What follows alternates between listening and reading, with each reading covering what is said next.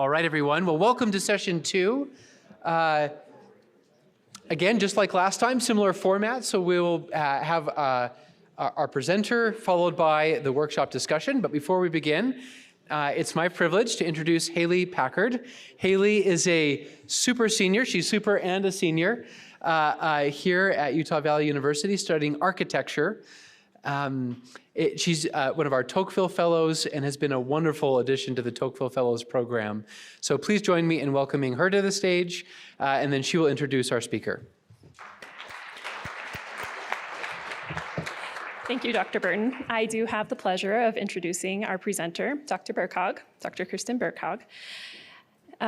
She teaches Introduction to American Politics, State and Local Government, and all upper-level political theory courses, including American Political and Social Thought, Ancient and Medieval Political Thought, Modern Political Thought, and Contemporary Political Thought.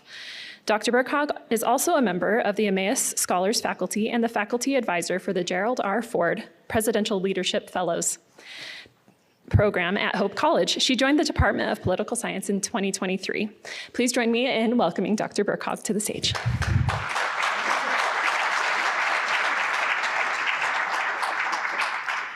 Thank you for that lovely and warm introduction. It's a pleasure to be with you all here today at Utah Valley University at the Civic Educators Conference.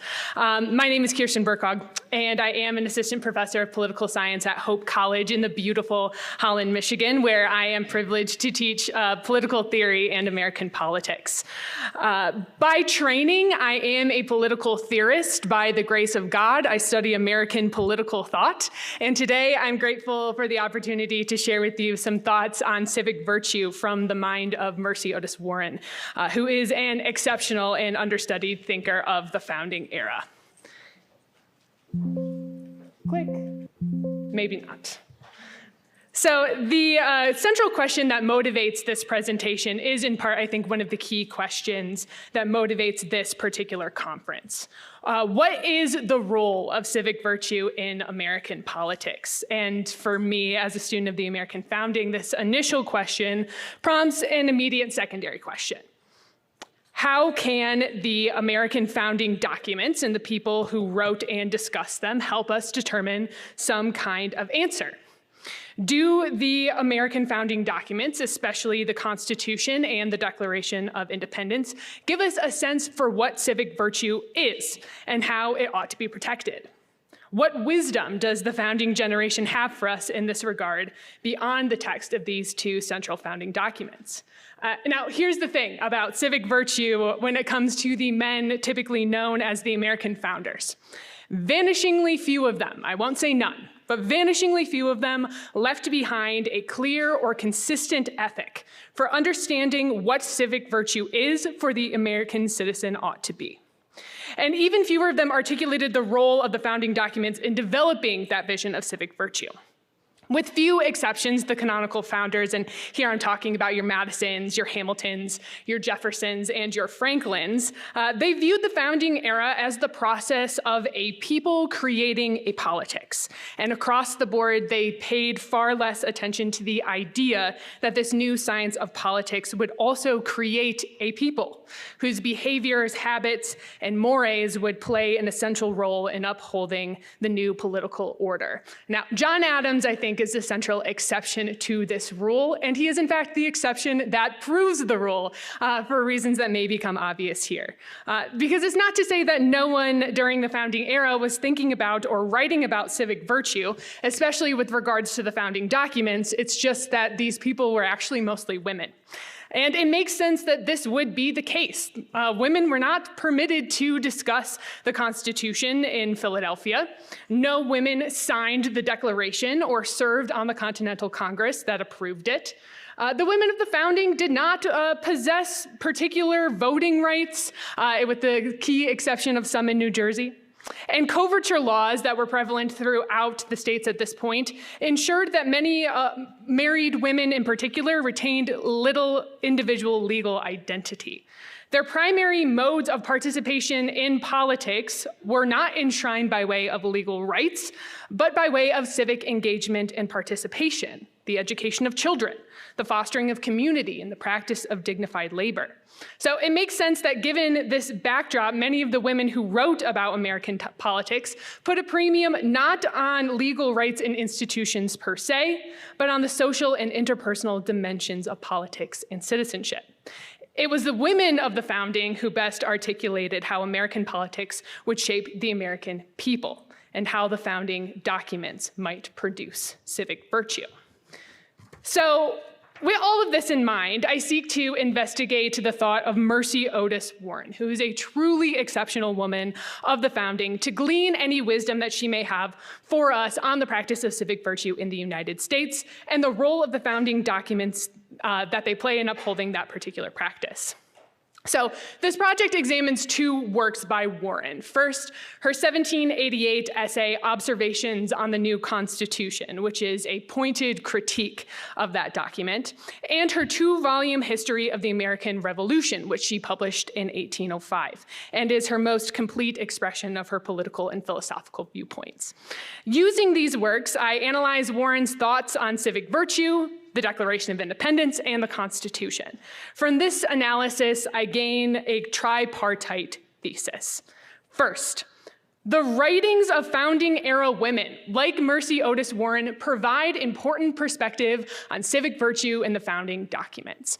And I've given a talk like this one a few different times, and in the audiences I've addressed, this is the part of the thesis that often gets lost. But I have the sense that in this room of civic educators who are thinking earnestly and honestly about primary documents that you might assign to your students, this will not be lost upon you.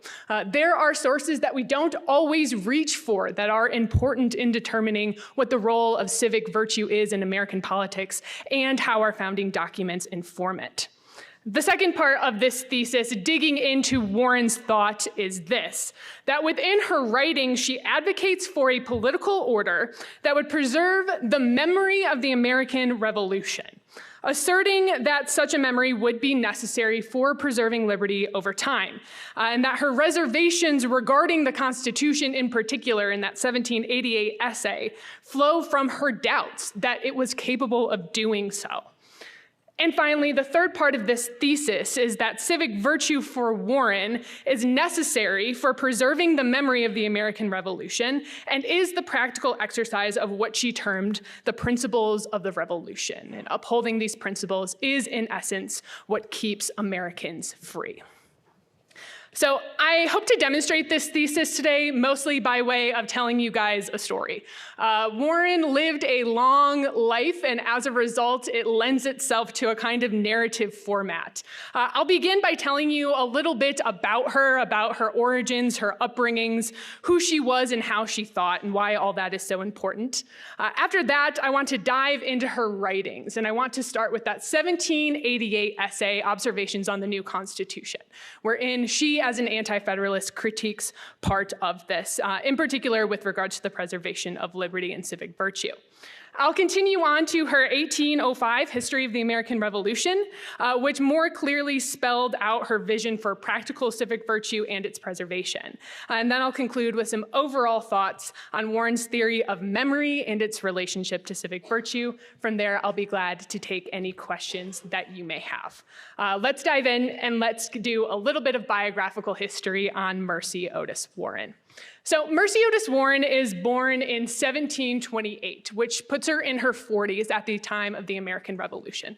She's a fully mature person with thoughts and ideas of her own that she's been ruminating on at this point for decades.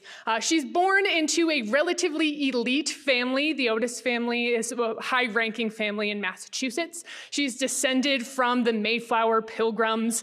And early in her life, she has the unusual experience of receiving an education that typically was meant for boys. She had two older brothers who were tutored by a local reverend with the sort of understanding that this was preparing them for careers at Harvard. One of them, her brother James, did end up going, but her other brother decided he wasn't going to go to Harvard, and as such stopped his tutoring. And her father, as opposed to just leaving that spot empty, decided that he was going to send his daughter in the place of his son. So she had this unusual experience of an education, at least a primary education, primarily designed for men. She marries in 1754. She's a slightly older bride, and some historical accounts maintain that this may be because of her higher levels of education, that she was formidable and intimidating. Certainly that's the case in John Adams's later narrative of her. He says that he views her attainments as dwarfing those of most men, and that he finds himself in awe and intimidated by her when he's in the same room. So perhaps there's something to that. It's actually throughout the course of her marriage to James Warren, who would go on to be a general in the American Revolution, and was prior to the American Revolution an important son of liberty, that Mercy Otis Warren begins to form relationships with many of the most important men of this day, particularly the Sons of Liberty, John Adams, Samuel Adams. Her brother, James Otis, as well, is a prominent Son of Liberty, perhaps even the leader of the Son of Liberty, before an accident in the lead up to the American Revolution that leaves him disabled. And she publishes for the first time in 1774 at the behest of John Adams. She'd written a poem about the Boston Tea Party. And Adams reads it and he says to her, either you publish this or I will publish it on your behalf. And she says, okay, publish it on my behalf. He does. Anonymously, but thus begins a kind of lengthy publishing career, over the course of which she writes poems, plays, essays, and then finally her 2-volume history. She writes from a kind of anti-federalist perspective throughout the course of the Revolution and the founding eras, and Herbert Storing, the sort of ultimate thinker on the anti-federalists, classifies her as one of the most philosophically sophisticated of all the anti-federalists. And these sorts of ideas burgeon in her young adulthood. Like I said, she didn't go on to Harvard like her brother James did, but they were close friends. They even share a joint biography that was written some years ago now. And when he went to Harvard, they shared books. He would send copies back to her. They would read things together and exchange letters. And this is how she was first exposed to the thought of John Locke. So from her relatively early adulthood, she's really invested in these ideas, which we've already heard so much about from Dr. McNamara earlier today. Her central concerns are for individual liberty and individual freedom. And moreover, she retains kind of consistently throughout her life this skepticism of popular figures that she believes might have the potential to turn into demagogues. Kind of first on this list is George Washington, who she offers a kind of grudging respect, but always kind of views with skepticism pretty much until the day he dies. Her 2 most important works, like I said, she wrote many, but perhaps the 2 most substantial are the ones I'm talking about today. First is that Observations on the New Constitution essay that emerges during the ratification debates. And then the second is her History of the Rise, Progress, and Termination of the American Revolution, which was one of the first authoritative accounts of what happened during the American Revolution. And actually, she's kind of viewed in a slightly negative light by modern historians. She's not always good at recounting facts accurately, and oftentimes she editorializes. Worth noting that she writes the history from memory, and for what that's worth, she does a kind of excellent job in communicating what happened. But as perhaps a foreshadowing of what's to come later in this presentation, I argue throughout the course of many of my scholarly works and efforts that Warren is more interested in memory than she is in history. She's less interested in recounting a bare bones, factually accurate sort of assessment, and more interested in communicating the sense, feelings, ideas, and sentiments of that particular moment. So that's a little bit about Mercy Otis Warren. I could likely talk about her all day. If you'd like to know more about her, please let me know. We can exchange emails, but let's move on now and talk a little bit about this constitutional critique that she levels in 1788 during the debates surrounding the new proposed Constitution. So I'm retreading some sort of familiar ground, I assume, here as I recap what's going on in this particular moment in 1788. We have ongoing debates between the Federalists and the Anti-Federalists over this new proposed Constitution.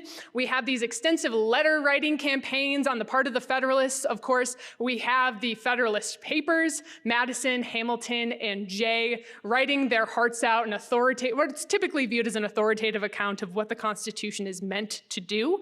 And on the other hand, we have other letter writers who are writing under pseudonyms for the Anti-Federalists, people like Cato, Brutus, and Sentinel, who are opposing the federal Constitution as it's proposed on a number of different fronts. And in particular, the Anti-Federalists are really concerned about the diminishment of state rights, the diminishment of individual rights, and the potential tyranny of the federal government.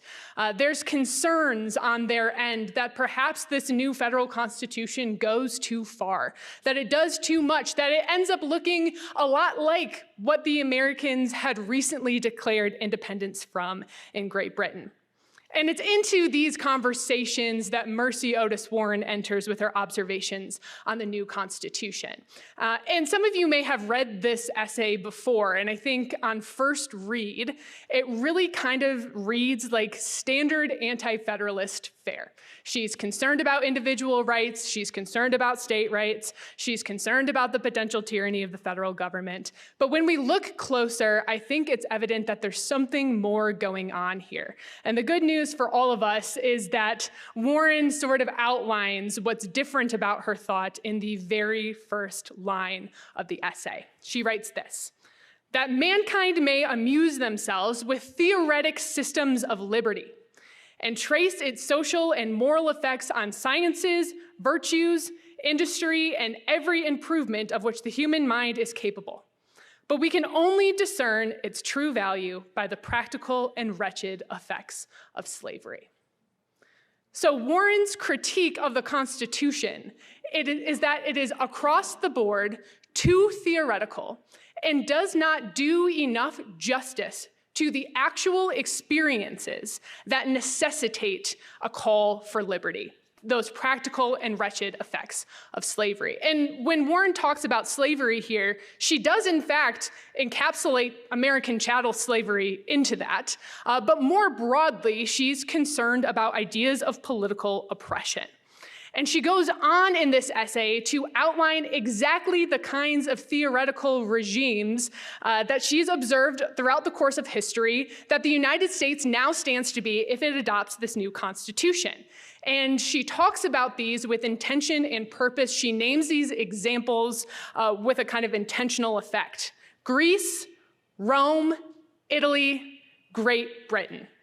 These are the torchbearers, or at least they had been, of liberty. These are all political nations that come to conceive of an idea of liberty, that view it as important, and over time adopt rules and laws that protect it. But then, inevitably, they decay.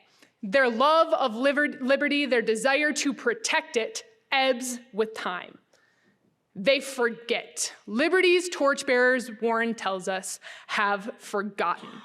And in this, Warren foreshadows what she would later sort of make concrete in her history of the American Revolution, which is that for her, history is cyclical.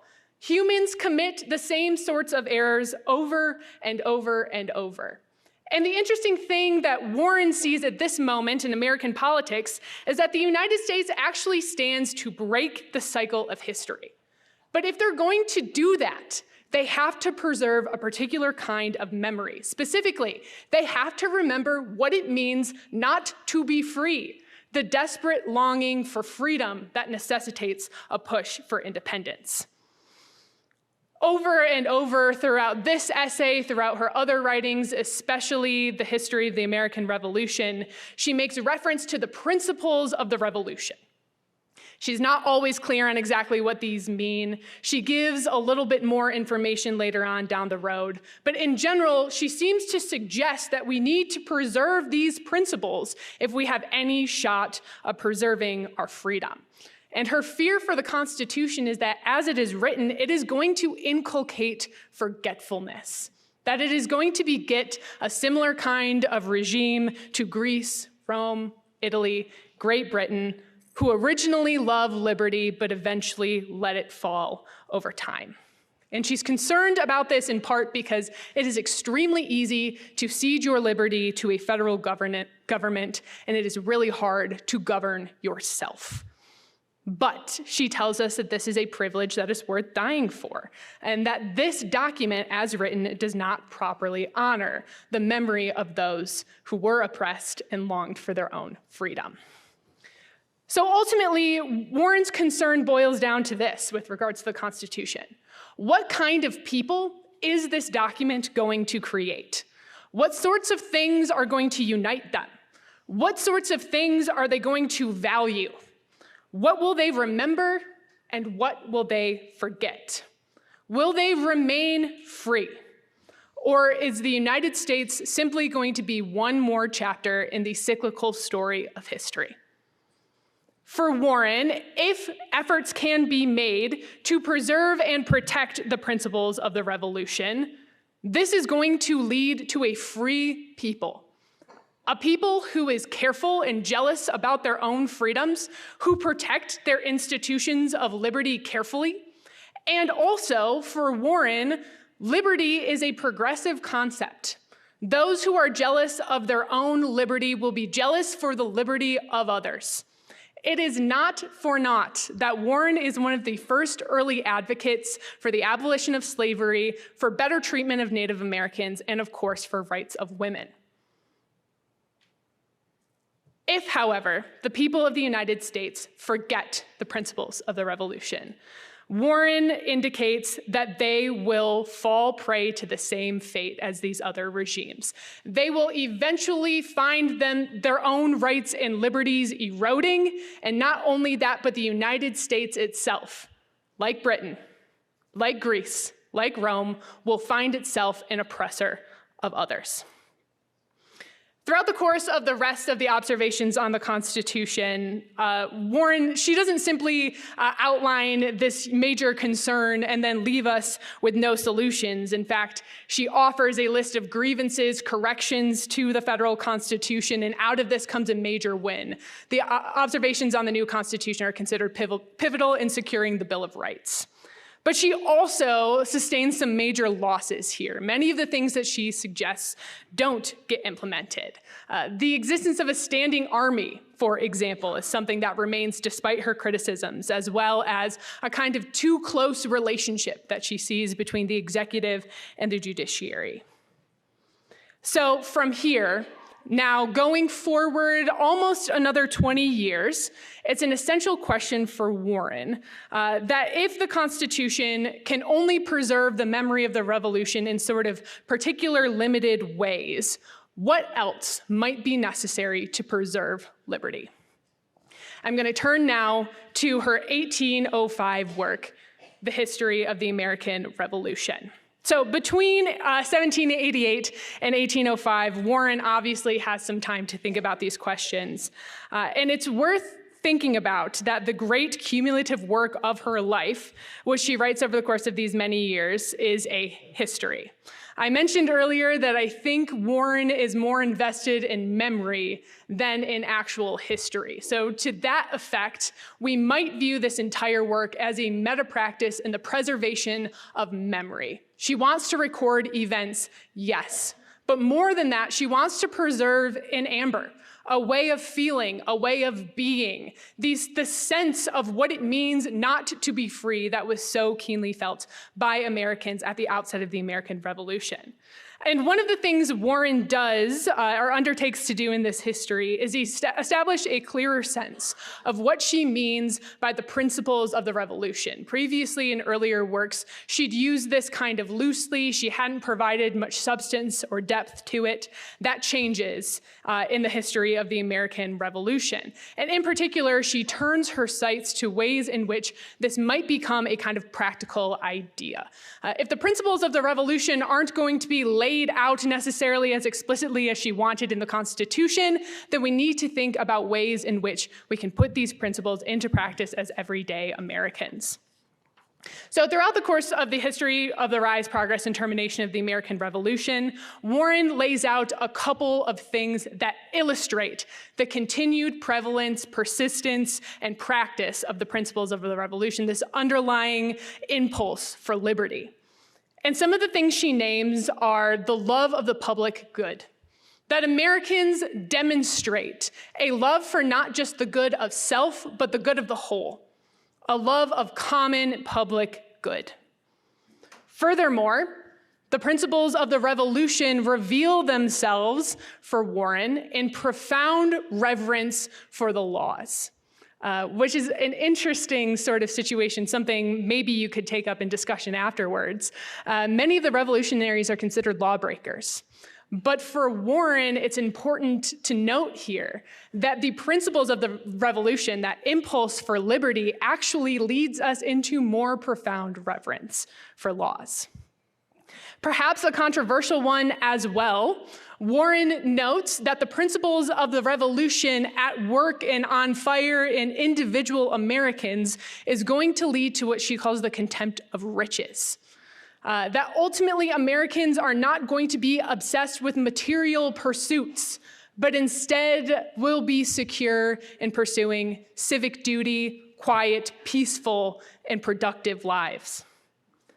She also thinks the principles of the revolution will foster what she calls a noble haughtiness of soul.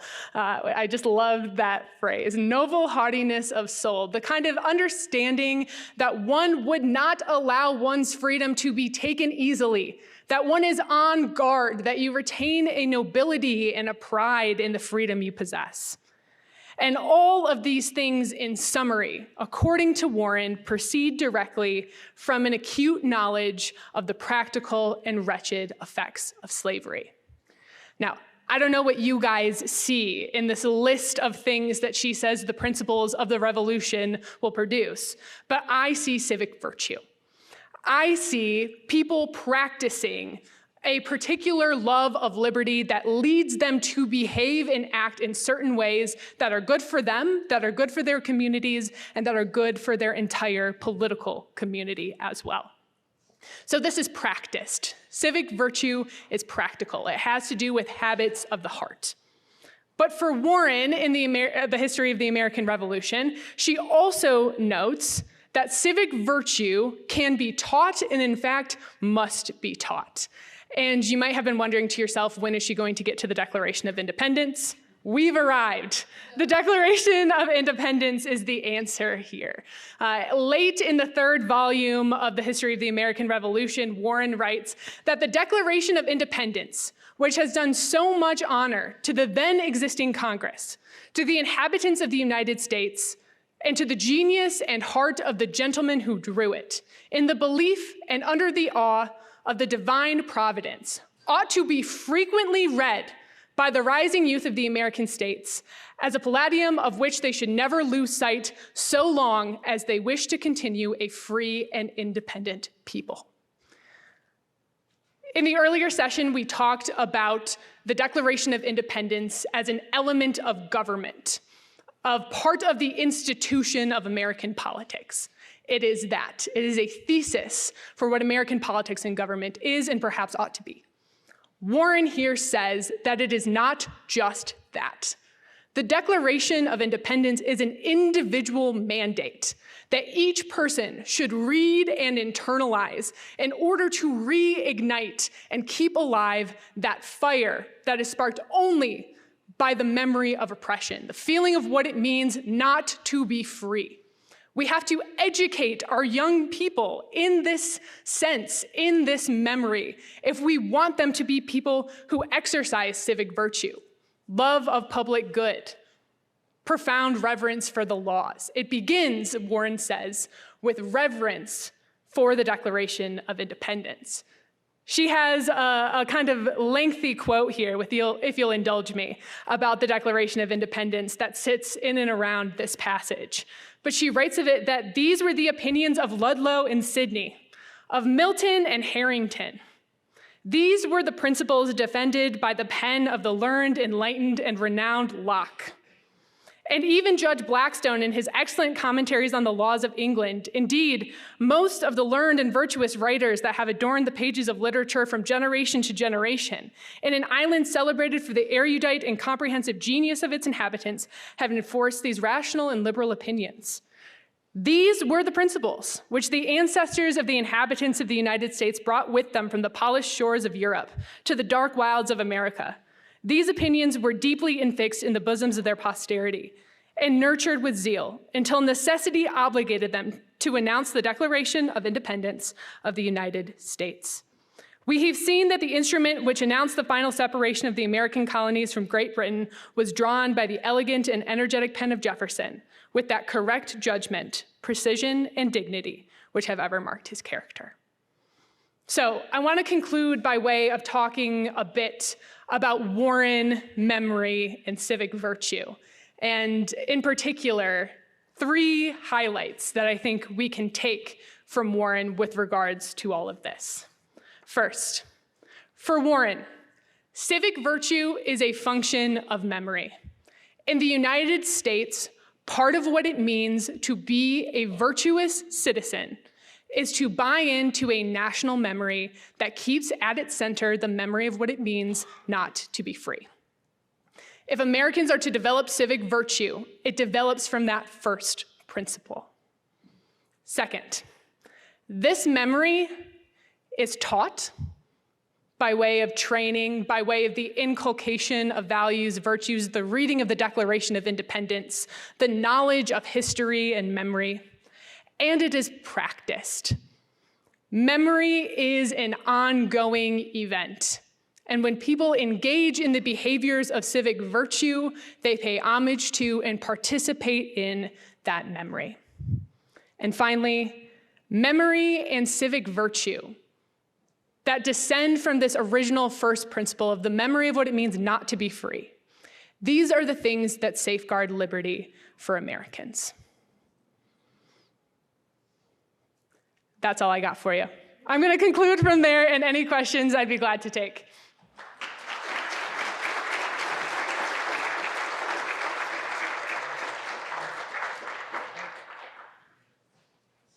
No, it's not working. That's okay. Of course. Well, thank you. I'm going to join you at the mic just because they need it for the recording. Okay.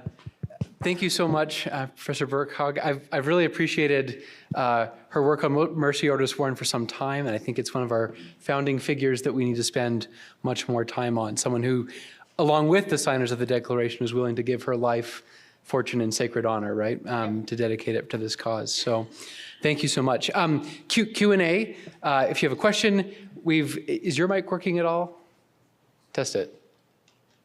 These were working earlier. Hello, hello. Okay, It is we working. have a mic that works. So First Birkhaug will go here, and our first question is right here, please. And if you can answer into the mic. I love this idea of the sentiment because it's kind of the heart, right? And I love that. And this is maybe something for all my fellow teachers too. I love this idea of memory and reading the Declaration of Independence often. We do have, though, students that represent groups of people that the Declaration of Independence, we're kind of still getting there, you know, and any thoughts about how we deal with that as we happily and proudly, in my point of view, hold up this incredible, as we were talking about, lofty goal, but also, I mean, I teach near the reservation, and there's just a lot of stuff. Anyway, thoughts about that? Yeah, absolutely. I think that's such a great point and a necessary point when we think about teaching all of these various things, these lofty ideals. So when it comes to Warren, and this is one of the many reasons why I am all in on people should teach Warren. When Warren is thinking about liberty, she is not just thinking about the people who already have political liberty. And in part that comes from where she is, right? She is someone who doesn't have complete political liberty. And when she talks about this memory of oppression, she views this as something that doesn't just occupy our rear view mirror. We're not just constantly looking backwards at it, but we're participating in that memory in the ways that we act in the present and by ways that we look towards the future. So essential for her is the idea that a people who values their own liberty will, of course, want to protect their own liberty and be jealous of it and guard it, but they will also be on the lookout and aware of other people's liberties being trampled upon and oppressed. And that if we keep that in mind, we have a kind of progressive vision of where liberty goes from here, which is not necessarily the vision all the founders had. They're not all writing from this perspective. They all have complete political liberty, right, in the sense that she doesn't. So she's forward-looking while she's also, and this comes from the kind of backward-looking memory of what it means not to be free. So I don't know if that's a perfectly satisfying answer, but I think this is actually a situation in which someone like Warren is useful and valuable and may kind of alter our perspective on what the Declaration says and means.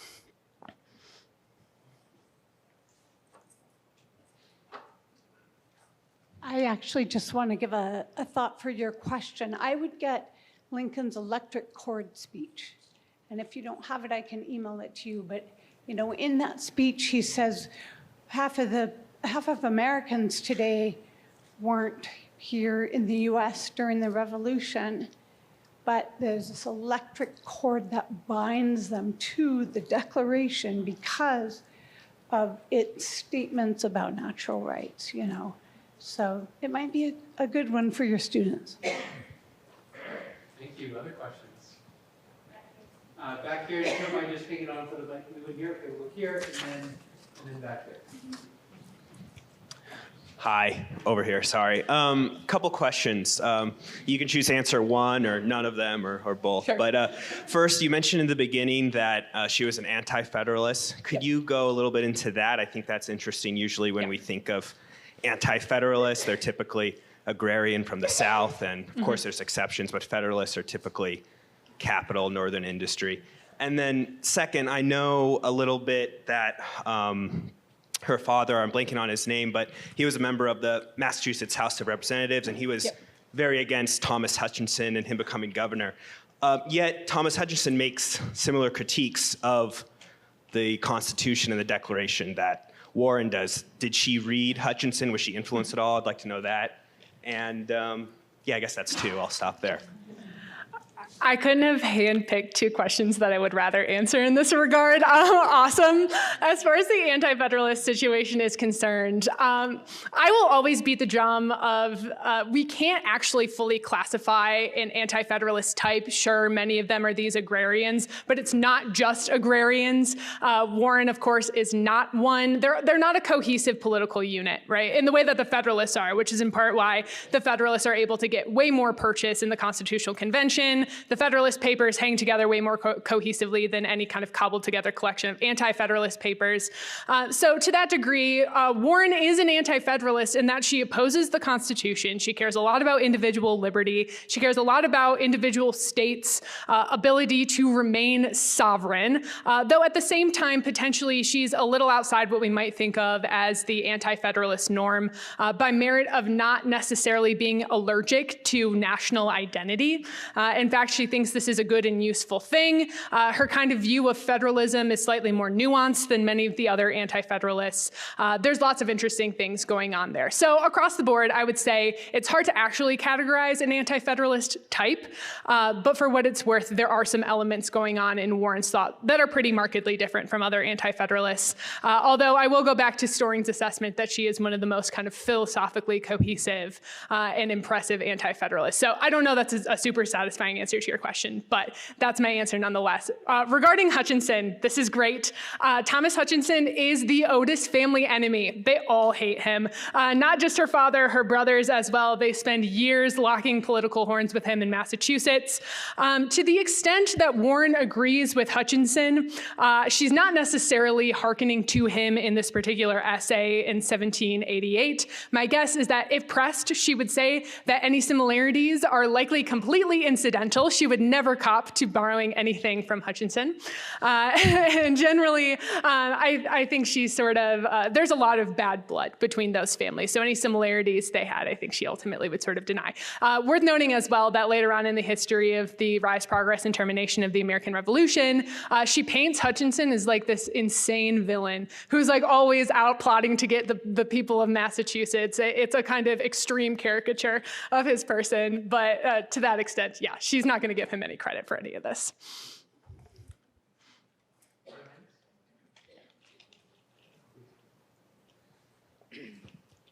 We're losing our minds back here, by the way, just so you know, the two of us. We were stoked when you started talking about some stuff. But are you publishing a book about her and soon?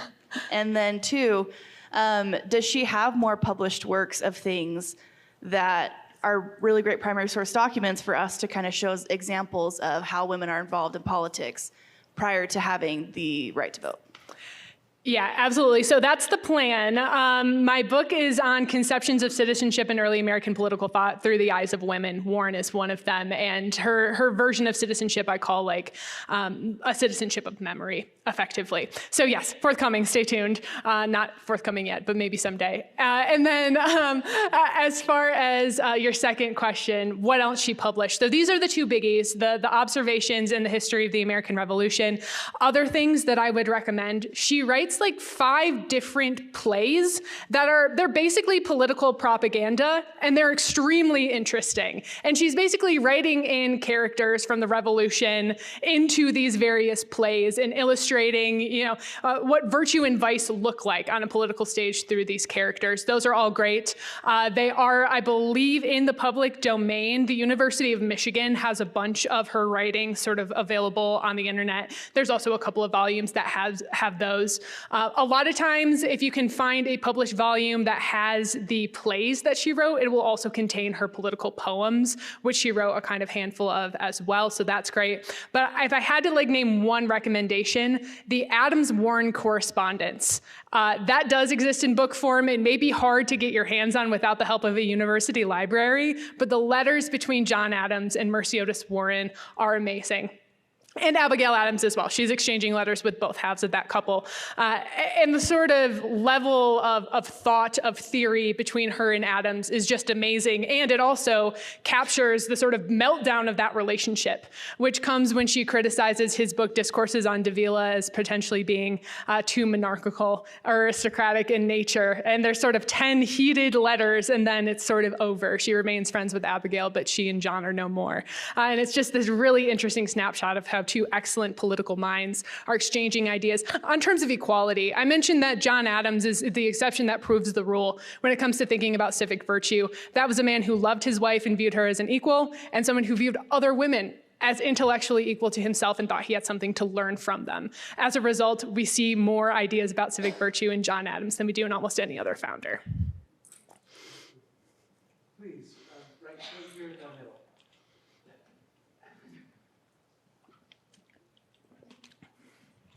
Hi, my question is, you talked about how a lot of historians today look at her as not fact-based per se as much as memory.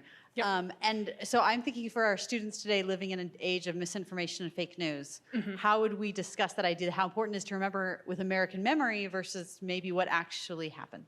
I guess I'm saying. Yeah. Absolutely. I think there are potentially a number of different ways to go about it. I would never recommend teaching the history of the American Revolution as the authoritative history of what happens in the American Revolution by any means. I think one way you might approach this is as a kind of vehicle for articulating certain political and philosophical ideas. And that's really what the sort of best parts of the history of the American Revolution do, is they articulate what she thinks about politics, what she thinks about political philosophy, and treat them as works of political theory or political ideas, as opposed to history. So here's someone who is writing, who has ideas, and who is kind of portraying historical events in a kind of particular way in order to kind of give these ideas some get up and go. So I think that's how I would typically tend to play it. Also, you could use this as an exercise in sort of detailing the fact that, narratives that are tweaked or altered based on the perspectives of the people who write them. This is not new. This has been around pretty much forever. And to some extent also, we need to not be anachronistic about it as well. So she's sort of viewed as a relatively inaccurate historian by modern standards, where we have a really kind of high bar for what accuracy looks like and what fact-checking looks like. But it's very normal at the time for people who are writing histories to write from memory and get certain things wrong, and perhaps using that as an opportunity to flesh out, is this an intentional mistake? Is she purposefully trying to mislead us here? Or is this just sort of a product of how history was done at the time? So that's a lot of ideas. That's a really great question. Thank you.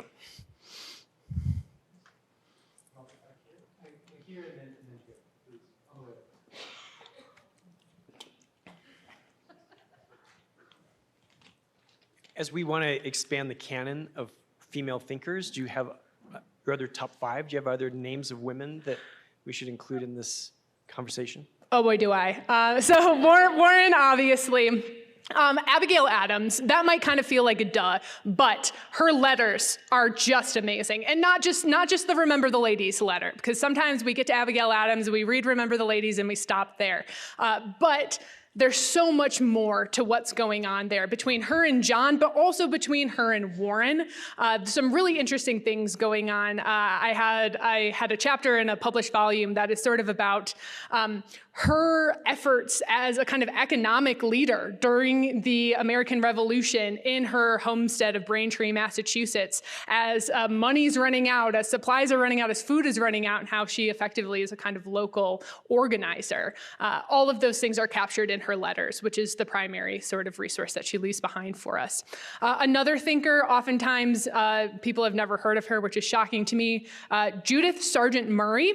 She's a little bit younger than Warren and Adams, but she is alive and writing around the time of the founding. She's a proto-feminist. She's writing about the rights of women well before Wollstonecraft. She predates her by at least 2 years in her first essays about the equality of the sexes. Fascinating thinker, underread, understudied. So that's another one that I would say. Additionally, Phyllis Wheatley, especially to garner a perspective not just of a woman writing during the American Revolution, but an enslaved Black woman who is in Massachusetts, who is writing poetry with overt political themes. Just really fascinating stuff going on there. So those are a couple of my off the cuff responses. And then of course you also have people like Dolly Madison. And then even across the Atlantic, we have Catherine Macaulay, who's writing in exchange with Warren as well, which is really fascinating. So she's someone I might add in as well, although maybe less distinctly American.